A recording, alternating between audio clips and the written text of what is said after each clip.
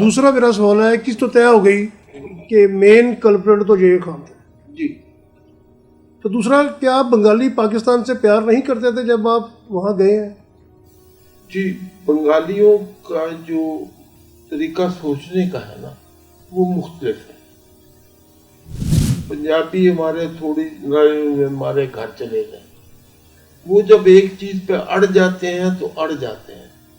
اگر آپ نے کافی پڑھا ہوگا کہ مسلم لیگ جو ہے وہ پیدا تو ڈھاکہ میں ہوئی، اس کے بعد وہاں لوگ ایسے تھے جو پاکستان بننے پہ کہتے تھے کہ ہم الگ ہو جائیں، وہ الگ ہو جائیں، لیکن وہ اس وقت انہوں نے ضد کی کہ نہیں،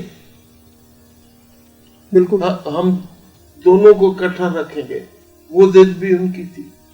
اس ضد کو ہم نے توڑ دیا، اس کو مس یوز کیا. جو نکمے قسم کے یہاں پر سی ایس پی تھے وہ ادھر چلے گئے، اور ادھر انہوں نے اس طرح رول کیا جیسے گورے کرتے تھے. جی جی، ٹھیک ہے. اس سلوک کی وجہ سے وہاں نفرت پھیلنی شروع ہوئی. تو سی ایس ایس میں تو 50% کوٹا بنگالیوں کا تھا، تو بنگالی افسر وہاں نہیں ہوتے تھے؟ نہیں، بہت تھوڑے تھے. یعنی کہ بنگالی افسر پنجاب ادھر بھیج دیتے تھے ہاں جی، اور ادھر کے افسر ادھر بھیج دیتے ادھر پہ. اچھا، وہ جو جاتے تھے ایک تو وہ 2 سال کے لیے جاتے تھے. جو 2 سال کے لیے جاتا ہے وہ یہ سمجھتا ہے کہ یار کس طرح 2 سال پورے ہونے کے لیے لانگ ٹرم پلاننگ نہیں کسی نے کی. جو وہاں کے ریسورسز تھے، فش تھی، فشری تھی، پٹسن تھی، ہاں بہت ساری چیزیں تھیں، ہم نے اس کو نہیں وقف کیا.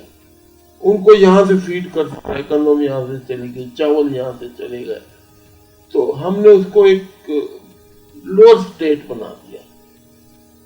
اب آپ دیکھیں کہ جب وہ علیحدہ ہوئے اب وہ ہم سے بہتر ہو گئے.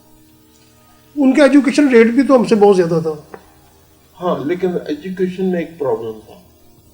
پرائمری اور ہائی اسکول میں جو ٹیچر تھے وہ ہندو تھے. انہوں نے وہ لوگ پیدا کیے جو پاکستان کے خلاف. ٹیچنگ بہت امپورٹنٹ چیز ہے، کیونکہ خود وہ نہیں پڑھے ہوئے تھے تو وہ سارے شکل ایک جیسی، وہ نام چینج کیا وہاں رہی. آئیڈینٹی کارڈ تو بہت دیر بعد آیا نا. وہ پہلے تو سب جو لکھ لو وہی آپ کو چل پڑے. شروع میں یہ لکھ دیتے تھے کہ میری سند جو ہے وہ فسادات میں غائب ہو گئی.